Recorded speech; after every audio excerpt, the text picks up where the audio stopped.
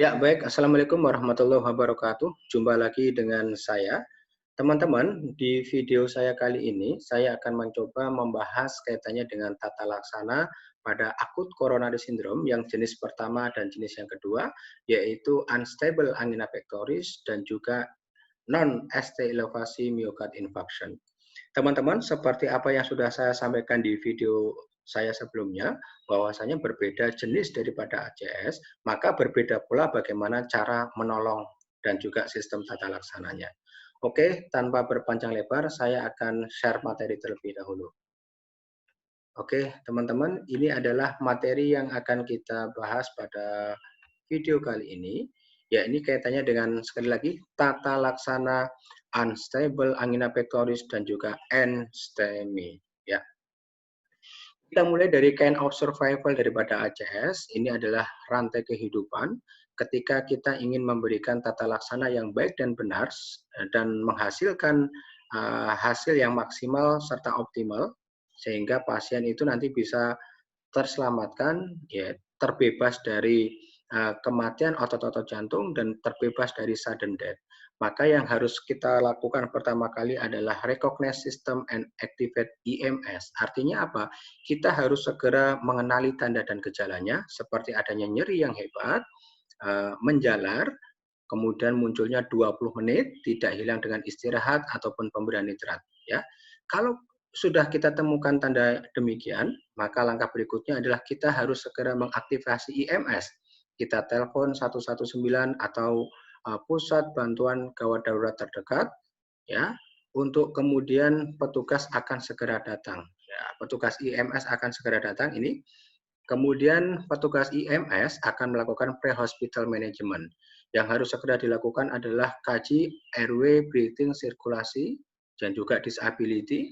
Kemudian harus segera dikaji juga kaitannya dengan sign dan simptom yang sering muncul pada pasien ACS.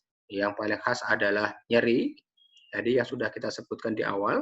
Kemudian harus segera melakukan perekaman EKG 12 lead, kemudian memasang IV line.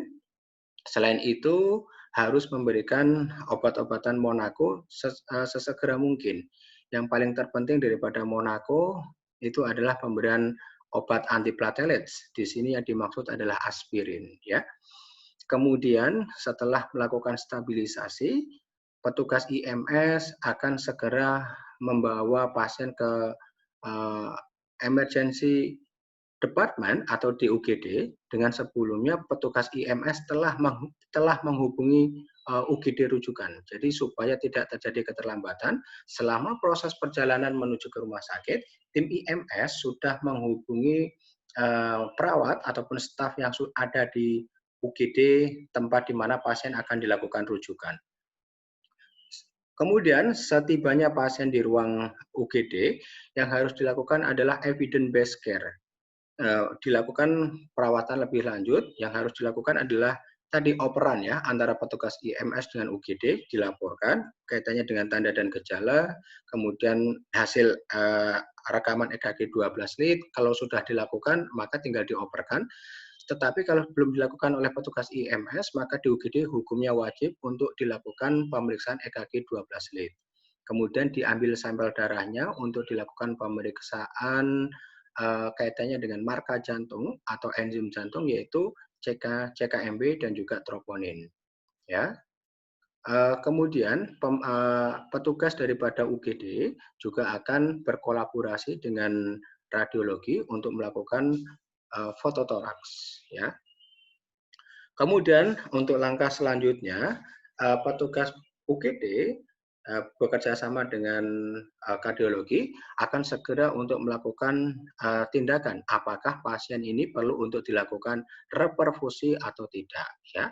Apakah reperfusinya nanti dengan menggunakan fibrinolitik atau dengan menggunakan primary PCI, ya, kalau memang diperlukan. Oke.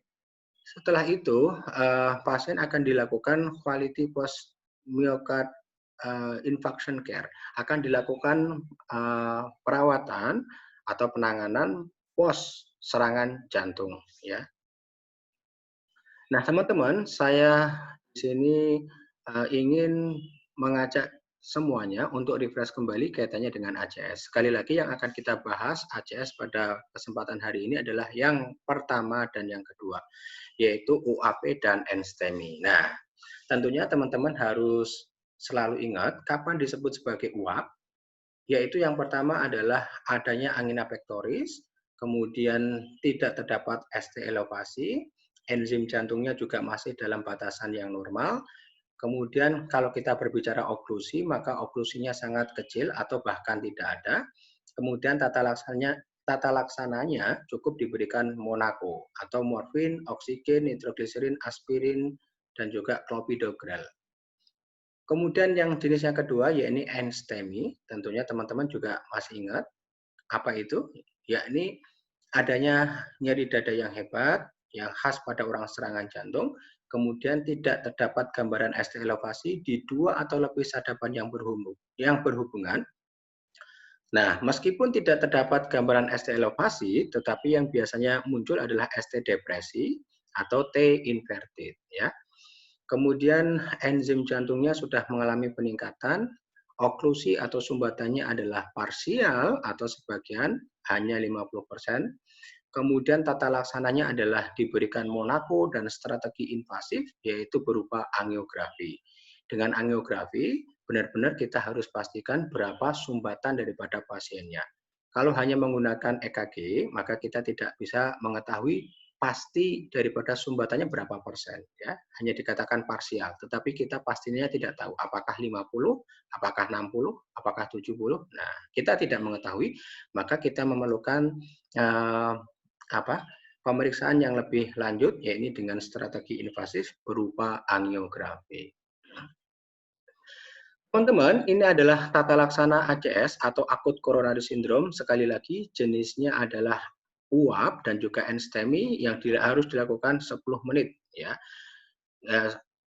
Ketika pasien sudah sampai ke UGD, dalam waktu kurang dari 10 menit, harus dilakukan pemeriksaan. Yang pertama adalah periksa tanda-tanda vital, mulai dari tekanan darah, kemudian frekuensi nadi, frekuensi nafas, suhu, dan juga kaitannya dengan tingkat kesadaran. Ya, apakah pasien dalam kondisi yang stable atau stabil atau tidak stabil. Kemudian segera mendapatkan akses intravena, ya, segera harus dipasang infus 2 jalur. Ini fungsinya adalah untuk kaitannya dengan nanti apakah diperlukan tindakan resusitasi atau tindakan untuk pemberian obat-obatan fibrinolitik. Kemudian merekam dan menganalisa EKG, harus segera dilakukan pemasangan EKG 12 lead, ya, untuk melihat dan menentukan jenis daripada ACS-nya, apakah UAP, apakah NSTEMI, apakah STEMI. Kemudian yang berikutnya adalah melakukan anamnesis dan pemeriksaan fisik.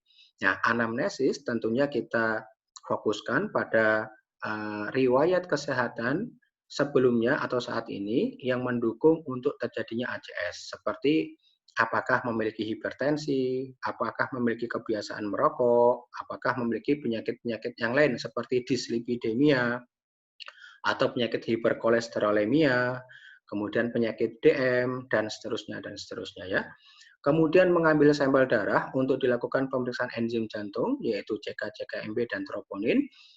Untuk juga dilakukan pemeriksaan elektrolit darah, kaitannya yang paling krusial adalah kalium.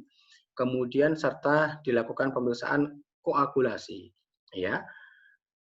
Kemudian yang berikutnya adalah segera dilakukan fototoraks kurang dari 30 menit, ya. Tetapi yang perlu diketahui bahwasanya teman-teman, untuk sampel darah dan juga fototoraks ini tidak boleh menunda untuk dilakukan fibrinolitik kalau memang harus dilakukan fibrinolitik, ya.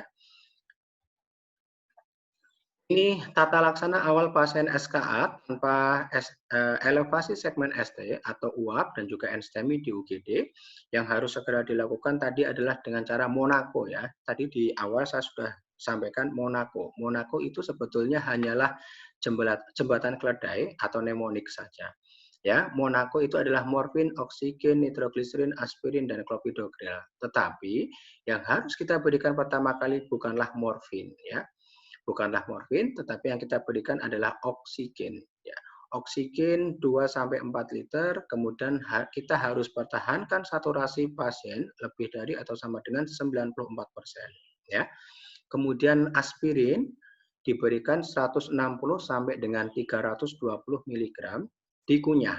Ya, kalau satu tablet aspirin itu biasanya isinya adalah 80 mg, maka diberikan kalau 160 adalah 2 tablet, 320 adalah 4 tablet. Jadi 2 sampai 4 tablet dan itu dikunyah. Kemudian tidak hanya cukup dengan menggunakan aspirin, di panduan tata laksana yang terbaru itu harus double antiplatelets. Maka kita gabungkan dengan antiplatelets yang kedua yaitu clopidogrel dengan dosis adalah 300 mg per olah. Kemudian kalau sudah kita berikan oksigen, kita sudah memberikan aspirin dan juga clopidogrel, pasien masih dalam kondisi yang mengalami angina pectoris atau nyeri dada yang hebat, maka kita juga harus mempertimbangkan untuk pemberian nitrogliserin, yaitu dosisnya adalah 0,4 mg sublingual. Dapat diulang 3 kali dengan selang pemberian waktunya adalah 3-5 menit. Kalau tidak ada nitrogliserin atau NTG, yang biasanya banyak itu adalah ISDN, maka ISDN diberikan 15 mg ya dengan interval waktu 3-5 menit ya. Jadi kita tidak langsung memberikan 15, tidak, itu adalah dosis maksimalnya. Kita berikan 5 mg, kemudian kalau masih nyeri 3 menit berikutnya kita berikan 5 mg, kemudian kita berikan 5 mg, sampai maksimal adalah 15 mg atau 3 kali pemberian. Jadi prinsip nitrogliserin, apapun jenisnya, entah itu NTG maupun ISDN adalah 3 kali pemberian dengan selang waktu pemberian 3-5 menit. Diberikan secara sublingual atau di bawah lidah.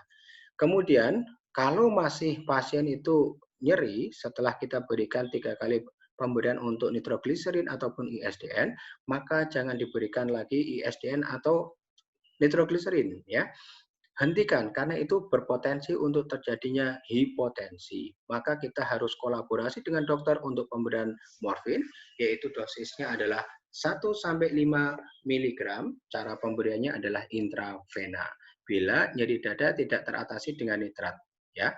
Atau ada kontraindikasi untuk pemberian nitrat. Apa kontraindikasinya? Yaitu telah terjadi yang namanya hipotensi, maka kita tidak boleh juga memberikan nitrat. Ya, hipotensi di sini adalah yang dimaksud tekanan darah sistoliknya atau SPP-nya kurang dari 90 mm Hg. Teman-teman, jadi kalau kita berbicara uap, maka strategi tata laksananya adalah dengan Monaco. Ya, kalau enstemi maka harus diberikan Monaco dan juga harus segera dilakukan tindakan strategi pemeriksaan yang lebih lanjut, yakni dengan menggunakan angiografi koroner, ya, untuk memastikan sumbatannya berapa persen, ya, dengan cara seperti yang digambarkan dalam video animasi kali ini diposting dengan sebelumnya kami melakukan perizinan kepada Nucleus Medical Art for educational purpose only, hanya digunakan untuk tujuan edukasi. Nah, mari kita simak, ini adalah tindakan angiografi koroner.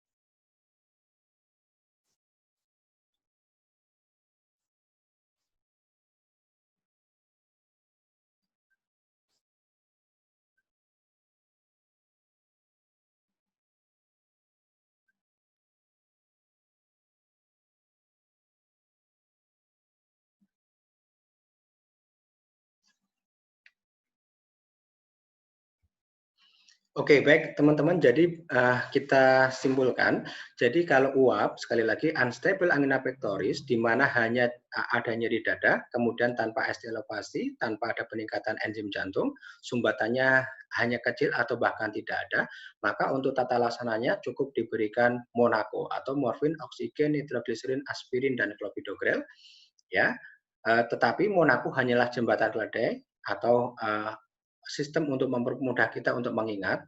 Tetapi yang harus kita berikan pertama kali adalah oksigen, yakni 2-4 liter, pertahankan saturasi lebih daripada 94.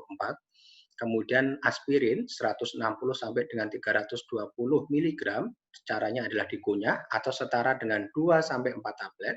Kemudian harus digabungkan dengan antiplatelet yang kedua, yakni clopidogrel, diberikan secara bolus, dosisnya adalah 300 mg per oral.